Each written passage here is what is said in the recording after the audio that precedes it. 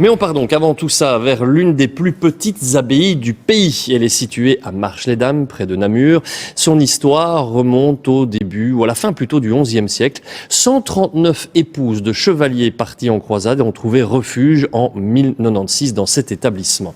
Depuis, le chemin a été fait. La rénovation de cette abbaye aujourd'hui est bien nécessaire. Elle est en cours et on la doit à une famille qui a racheté l'endroit, qui lui redonne vie et qui invite même le public à profiter le plus possible de ce lieu pour le moins relaxant. Gilles Larondel et Benjamin Carlier.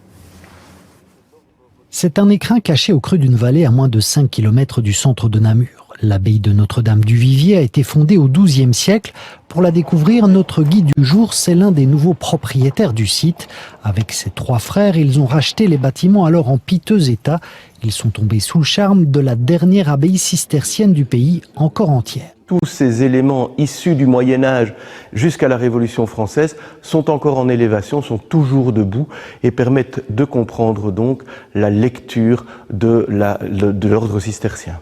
La visite se poursuit dans le grenier du bâtiment. Sa charpente attire de nombreux historiens et archéologues car elle est encore parfaitement intacte. La charpente qui a brûlé à Notre-Dame de Paris a été de même conception que la charpente et de même époque que la charpente qui est toujours ici intacte et qui, l'espérons-nous, restera intacte encore un bon millénaire au moins. Mais l'abbaye révèle d'autres secrets. Pendant des années, un roi y venait régulièrement pour prier et se recueillir. Il disposait même d'une chambre qui lui était réservée dans un des bâtiments. Le roi Baudouin est venu se recueillir auprès d'une communauté religieuse qui était présente ici dans les années 80 jusqu'à son décès, la communauté des Sœurs de Bethléem.